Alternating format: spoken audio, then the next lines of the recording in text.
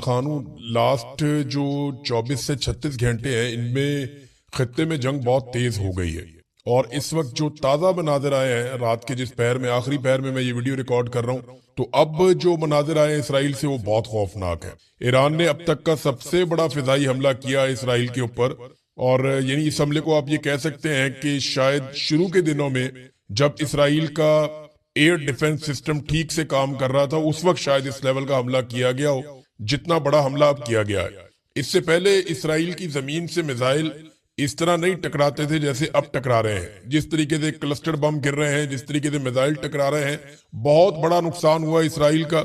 और इसराइल के अंदर टारगेट्स को हिट कर रहा है ईरान, यानी उसको अपने अहदाफ का पता है जिन्हें हिट कर रहा है। मैं आगे जाके आपको खबर दूंगा और आपको बताऊंगा कि किस तरीके से ये किया जा रहा है। बहरहाल ये फुटेज दो तरफ से आई, एक ईरान की तरफ से आई। जब ईरान से हमला किया गया तो ये एक बहुत बड़ा हमला था। बहुत सारे मिसाइल हथियार एक साथ लॉन्च किए गए इसराइल पे हमले के लिए। और उसके बाद जो ईरानी फौज है वो वहां पे नारेबाजी कर रही थी, उन्होंने शुक्रिया अदा किया अल्लाह ताला का। और उसके बाद इसराइल के मनाजिर जो हैं वो आते हैं तो वो बड़े ही खौफनाक है। वहां पे तो ऐसा लग रहा है कि आसमान से आग की बारिश हो रही है, जिस तरीके से वहां पे बम गिर रहे हैं। और सोशल मीडिया पे हर तरफ ये तहलका मचा हुआ है कि ये बहुत बड़ा हमला था ईरान की जानिब से इसराइल पर। ईरान ने इसराइल पर यह हमला किस वक्त किया? ये हमला उस वक्त किया जब डोनाल्ड ट्रंप की जानिब से यह दावा सामने आया कि अब ईरान की कैपेसिटी खत्म हो गई है और 100% ईरान फारग हो चुका है। यानी मैं आपको पढ़ के सुनाता हूं डोनाल्ड ट्रंप ने क्या पोस्ट किया। क्योंकि बहुत से ममालिक खासतौर पर वो जो ईरान की जानिब से आबनाए हरमस को बंद करने की कोशिश से मुतासिर हुए हैं, अमेरिका के साथ मिलकर अपने जंगी जहाज भेजे ताकि इस आबनाए को खुला और महफूज रखा जा सके। हम पहले ही ईरान की फौजी सलाहियत को 100% तबाह कर चुके हैं, लेकिन इनके लिए एक या दो ड्रोन भेजना या बारूदी सुरंग गिराना या आबी गुजरगाह के अंदर या इसके साथ कहीं कम फासले तक मार करने वाले हथियार चलाना या मिसाइल दागना, ये अभी उनके लिए आसान है, चाहे वो कितनी ही बुरी तरह शिकस्त क्यों ना खा चुके हों। उम्मीद है कि चीन, फ्रांस, जापान, जनूबी कोरिया और बरतानिया दीगर ममालिक जो इस मसनूई रुकावट से मुतासिर हैं इस इलाके में अपने बहरी जहाज भेजेंगे ताकि आबनाए हुर्मुस को अब ऐसी कौम से कोई खतरा ना रहे जिसे मुकम्मल तौर पे मफलूज कर दिया गया है। इस दौरान अमेरिका साहिली पट्टी पर शदीद बमबारी जारी रखेगा और मुसलसल ईरानी कश्तियों और जहाजों को पानी में डबोता रहेगा। किसी ना किसी तरह हम जल्द ही आबनाए हुर्मुस को खुला और महफूज और आजाद करवा लेंगे, ये डोनाल्ड ट्रंप ने कहा। देखिए, एक तरफ दावा क्या है, एक ही स्टेटमेंट दिया डोनाल्ड ट्रंप ने, उसमें दो अलग अलग बातें हैं। यानी एक पोस्ट है उसमें एक तरफ ये कह रहे हैं कि 100% ईरान तबाह हो गया, और दूसरी जानिब उसी पोस्ट के अंदर डोनाल्ड ट्रंप मदद मांग रहे हैं चीन से, फ्रांस से, जापान से, जनूबी कोरिया से और बरतानिया से। यानी अगर ईरान 100% तबाह हो गया है तो फिर तो अमेरिका के लिए कोई बड़ी डील नहीं होनी चाहिए। अमेरिकन तो बहुत बड़ी फौज है, बहुत तगड़े लोग हैं, दुनिया में सुपर पावर का इनके पास स्टेटस है, तो बड़े आराम से ये ईरान को टैकल कर सकते हैं अगर तो 100% तबाह कर लिया है तो एक तरफ डोनाल्ड ट्रंप कहते हैं 100% तबाह कर लिया और दूसरी तरफ वो इन ममालिक से मदद मांगते हैं। थोड़ा सा इन ममालिक के बारे में आपको बताता हूँ। फ्रांस के 10 जहाज रिपोर्ट हुए कि फ्रांस के 10 जहाजों का एक फ्लीट निकला और वो जा रहा है जनाब आबनाए हुर्मुस की जानिब। लेकिन बाद में फ्रांस से स्टेटमेंट आया, नहीं जी नहीं, हम दिफाई नुक्ता नजर से जा रहे हैं, हमारा किसी पे कोई अटैक करने का इरादा नहीं है और जहां बताया जा रहा है वहां नहीं जा रहे। तो एक तो फ्रांस ने इसके ऊपर बता दिया कि उनके जहाज इस मकसद के लिए नहीं निकले। दूसरा, बरतानिया के अंदर बहुत सख्त रद्द अमल है, बहुत सख्त रद्द अमल है, और बरतानवी हुकूमत को यहाँ की अपोजिशन ने और अवाम ने रद्द अमल की वजह से रोका हुआ है जंग में जाने से। और बरतानवी वज़ीर-ए-आज़म कह चुके हैं कि जो हमारे साथ पहले इराक में हुआ है, हम उन तजर्बात की रोशनी में इस लड़ाई में नहीं उतरना चाहते। और चाइना ने डोनाल्ड ट्रंप की जो ऑफर है या जो डोनाल्ड ट्रंप की जो डिमांड है या रिक्वेस्ट है उसको मुस्तरद कर दिया। चाइना ने साफ कहा जनाब हम कोई लड़ाई लड़ने नहीं जा रहे, और ये जो बात कर रहा है अमेरिका के आबनाए हुर्मुस को जाके खिलाए और अपने फौजी भेजें और अपनी मिलिट्री को वहां भेजें, तो हम ये नहीं करने जा रहे। चाइना ने साफ इनकार कर दिया। जनूबी कोरिया जो है वो अमेरिका के साथ जंगी मशकें कर रहा है, वो बताता हूं मैं आपको आगे जाके। और जापान पहले कह चुका है वो इस लड़ाई का हिस्सा नहीं बनना चाहता। तो जिन को डोनाल्ड ट्रंप ने बुलाया वो तो लड़ाई का हिस्सा बनना नहीं चाहते। डोनाल्ड ट्रंप मदद मांग रहा है दुनिया से, क्योंकि ऐसा लगता है कि डोनाल्ड ट्रंप जंग हार रहा है। दोनों महाजों पे। एक तो अमेरिका के अंदर बयानिया की जंग हार रहा है, कोई भी इस लड़ाई को पसंद नहीं कर रहा। डोनाल्ड ट्रंप के अपने चंद साथियों के अलावा इस लड़ाई को सपोर्ट नहीं मिल रही अमेरिका के अंदर से, और अब वो ये चाहता है कि दुनिया के अहम तरीन ममालिक अमेरिका के साथ खड़े हों ताकि अमेरिका के अंदर भी इस जंग की सपोर्ट पैदा की जा सके। तो ट्रंप अकेला रह गया, नेतन्याहू गायब हो गया, अब बयानिया बनाने वाला कोई है नहीं। अमेरिकन ये समझते हैं कि ये एप्स्टीन फाइल से जान छुड़ाने के लिए जो गंद आ रहा था डोनाल्ड ट्रंप के ऊपर, उससे जान छुड़ाने के लिए उन्होंने ये अटैक कर दिया और अब वो तवज्जो हटाना चाहते हैं। लेकिन ये मामला उल्टा गले पड़ गया और ये डोनाल्ड ट्रंप ने अपने गले में खुद डाला। डोनाल्ड ट्रंप का एक और स्टेटमेंट है, वो भी यहाँ पे आप ले लें। एक तो जिन ममालिक को कहा वो तो ऑलरेडी इनकार कर चुके हैं। अमेरिका ने ईरान को अस्करी, मुआशी और दूसरे लिहाज से शिकस्त दे दी है और इसे मुकम्मल तौर पे तबाह कर दिया है। लेकिन दुनिया के वो ममालिक जो यहाँ से तेल हासिल करते हैं, उन्हें इस गुजरगाह की खुद हिफाजत करनी चाहिए और हम उनकी मदद करेंगे और बहुत ज्यादा मदद करेंगे। अमेरिका इन ममालिक के साथ हमआहंगी पैदा करेगा ताकि हर काम तेजी से, आसानी से और बेहतर तरीके से अंजाम पाए। ये हमेशा से एक टीम वर्क होना चाहिए था और अब ये ऐसा ही होगा। ये दुनिया को हमआहंगी, सलामती और पायदार अमन की तरफ इकट्ठा करेगा। डोनाल्ड ट्रंप ने यह कहा। देखिए, डोनाल्ड ट्रंप बार बार दुनिया को बुला रहा है कि आओ मेरे साथ मिलकर ईरान पे हमला करो, तो मैं अब नहीं कर पा रहा, मेरे से नहीं हो रहा, ये ऐसा दिखाई देता है। दूसरी जानिब जो ईरानी स्टेटमेंट है ना, ये अब्बास अराकची जो ईरानी वजीर खारजा है, उनका स्टेटमेंट आप देखें। उन्होंने कहा कि अमेरिका की जिस सिक्योरिटी अम्ब्रेला जैसे वो आयरन डूम बना हुआ है उसके ऊपर, इसराइल के ऊपर, जिस सिक्योरिटी अम्ब्रेला का बहुत चर्चा किया जाता था, बड़ी तारीफें होती थी, वो सुराखों से भरी हुई छतरी साबित हुई और मुसीबत को रोकने के बजाय मुसीबत को दावत दे रही है।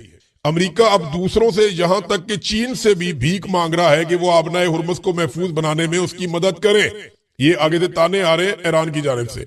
ईरान अपने ब्रादर पड़ोसी ममालिक से मुतालबा करता है कि वो गैर मुल्की जारहियत पसंदों को निकाल बाहर करे, खास तौर पर इसलिए कि इन गैर मुल्कियों की वाहिद फिक्र सिर्फ इसराइल है और उसके अलावा कुछ नहीं है।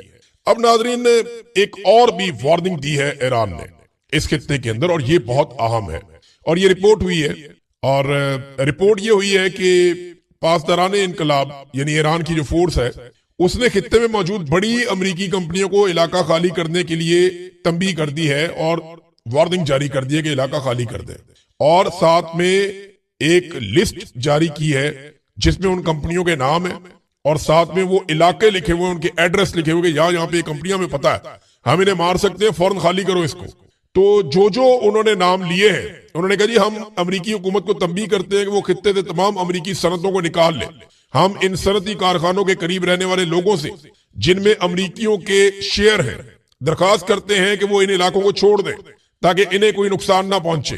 पासदाराने इनकलाब की जानिब से जारी करदा उनसे वाबस्ता फारस न्यूज एजेंसी की तरफ से शेयर करदा एक ग्राफिक में उर्दन और मुत्तहिदा अरब अमारात में काम करने वाली अमरीकी सनती, टेक्नोलॉजी, तवानाई और मालियाती कंपनियों की एक पूरी फहरिस्त जारी की गई है जिसमें उनके दफातर को मखसूस मकामात जो है वो एरिया भी उन्होंने बताया कि ये एरिया है।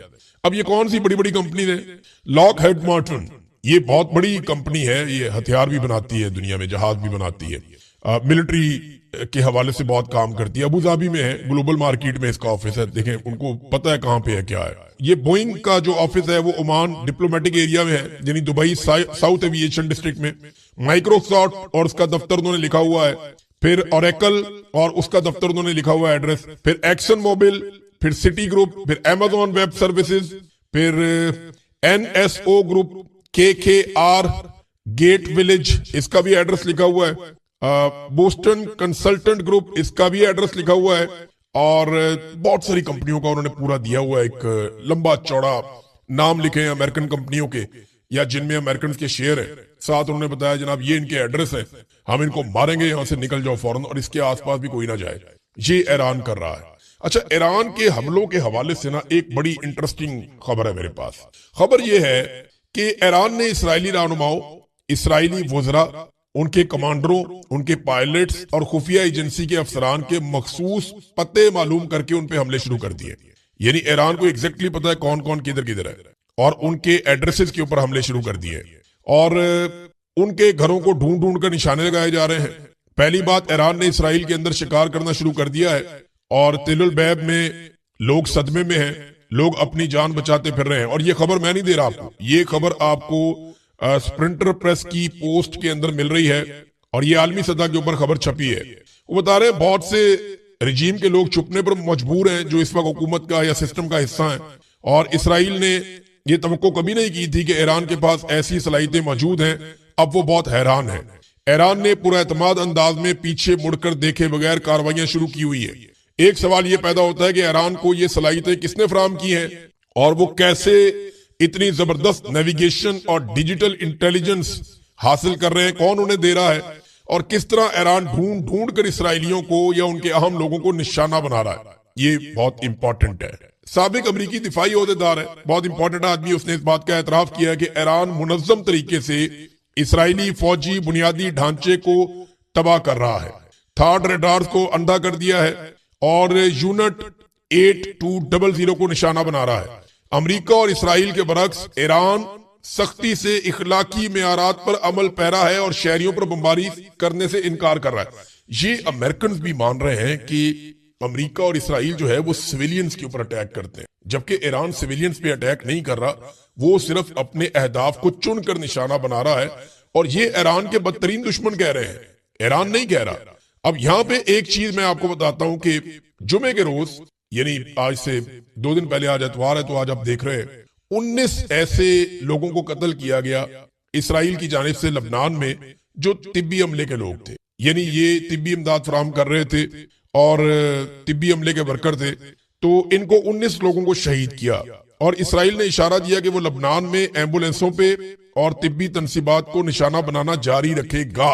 अब देखें ना, यहाँ पे वो खुद कह रहे हैं कि हम ये करेंगे और इस मकसद के लिए वो पहले भी ताकत इस्तेमाल करते रहे हैं, अब भी ताकत इस्तेमाल कर रहे हैं। आलमी इदारा सेहत WHO के मुताबिक 2 मार्च से लेकर अब तक, यानी गुज़िश्ता कोई 2 हफ्तों में इसराइली हमलों के नतीजे में 27 तिब्बी मराकज मुतासिर हो चुके हैं और 30 लबनानी तिब्बी कारकुन शहीद हो चुके हैं।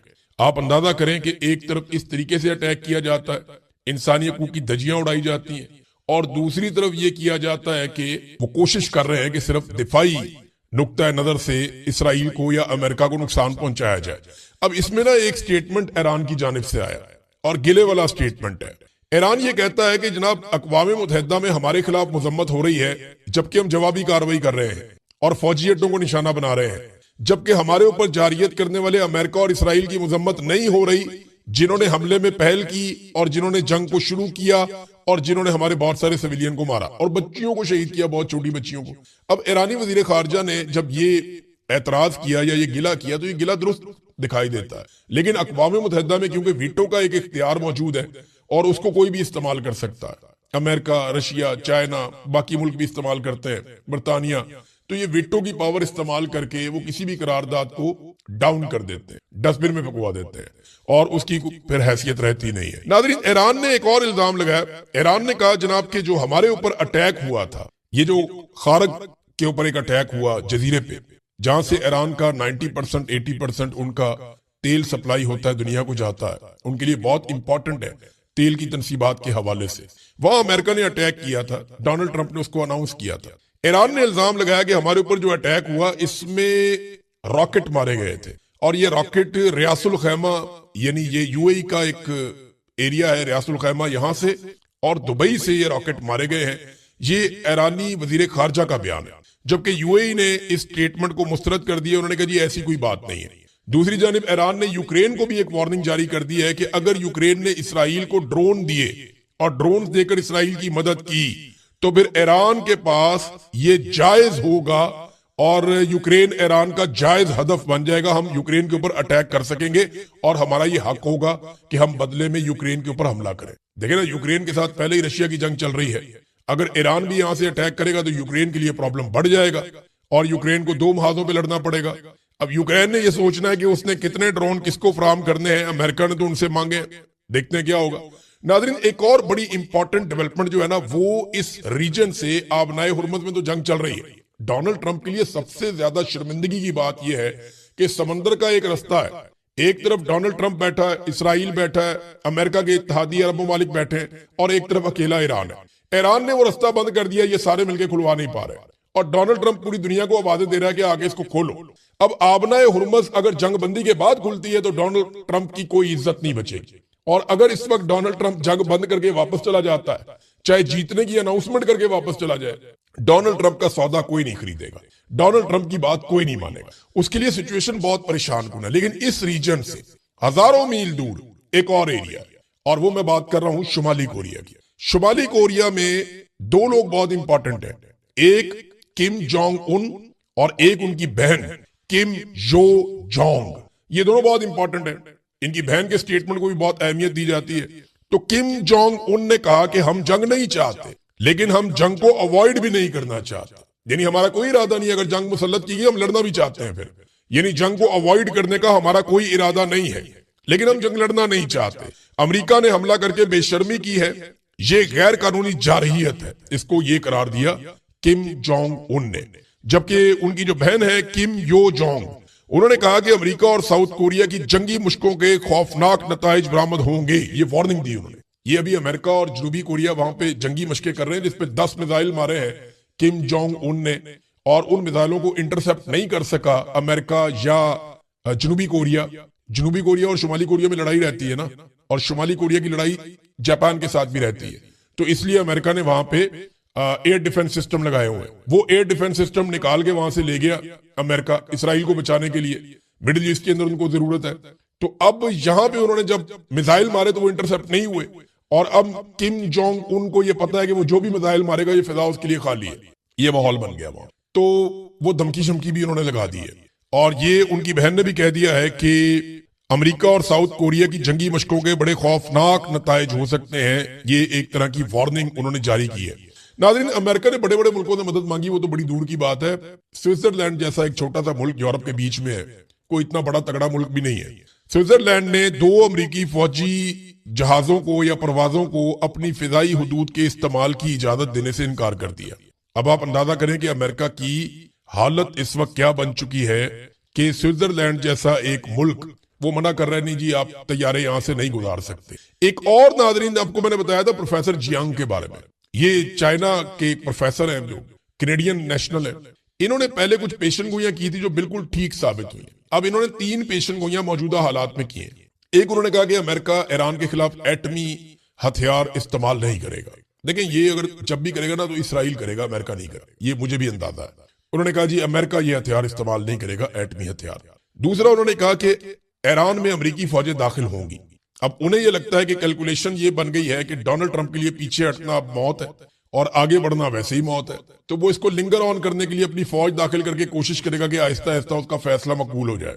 बहरहाल ईरान में अमेरिकी फौजें दाखिल होंगी, ये उन्होंने कहा। और एक फॉल्स फ्लैग ऑपरेशन के बारे में बातें भी हो रही है कि कोई ना कोई ऐसी कार्रवाई अमेरिका में या अमेरिकी इत्तेहादियों के साथ कहीं ना कहीं हो जाएगी, जिसकी बुनियाद पे फिर सारे मिलकर ईरान के ऊपर अटैक करेंगे और ये जमीनी फौज भी जा सकती है। लेकिन इसमें जो सबसे इंपॉर्टेंट चीज उन्होंने की, उन्होंने कहा जी अमेरिका और इसराइल ईरान जंग की आड़ में मस्जिद अक्सा को तबाह कर देंगे, हम मुसलमान कहते हैं शहीद कर देंगे। उन्होंने ये दावा किया कि अमेरिका और इसराइल ईरान जंग की आड़ में मस्जिद अक्सा को नुकसान पहुंचा सकते हैं, उसे शहीद कर सकते। ये बात इससे पहले भी कुछ लोगों ने की है, ये बात इससे पहले सुनी गई है, एक मर्तबा नहीं मल्टीपल टाइम सुनी गई है। और ये बड़ी खौफनाक सिचुएशन बन जाएगी और मुसलमानों के जज्बात बहुत भड़क जाएंगे। एक और खबर है नाज़रीन, और ये खबर है सिंपल इतनी सी है कि दुनिया भर के मीडिया को एक खबर फीड की गई है, क्योंकि इस खबर में किसी सोर्स का नाम नहीं बताया गया। ये नहीं बताया गया कि हमास के किस रहनुमा ने यह बात की या हमास के कौन से ग्रुप ने यह बात की। बस ये एक तस्वीर शाया करके ये लिख दिया गया कि दुनिया भर के मीडिया को यह खबर जारी की गई है, और मीडिया में छपी हुई है, आप गूगल करके देख सकते हैं कि हमास ने ईरान से एक दर्द बड़ी अपील की है कि जनाब आप अरब ममालिक के ऊपर हमले ना करें। देखिए, ईरान बार बार ये कह रहा है कि हम तो अरब ममालिक पे हमले नहीं कर रहे, हम तो उनको शहरियों को बचा रहे हैं, हम तो सिर्फ उस दुश्मन पे हमले कर रहे हैं जो अरब ममालिक की सरजमीन को हमारे खिलाफ इस्तेमाल कर रहा है। ये ईरान बार बार कहता है। बहरहाल इस खबर का कोई सोर्स अभी तक सामने नहीं आया। सोर्स सामने आएगा तो पता चलेगा कि ये कौन है। हाँ, एक खबर और जो पाकिस्तान से दी गई और पाकिस्तान की हुकूमत ने दी, आबिद शेर अली यानी नवाज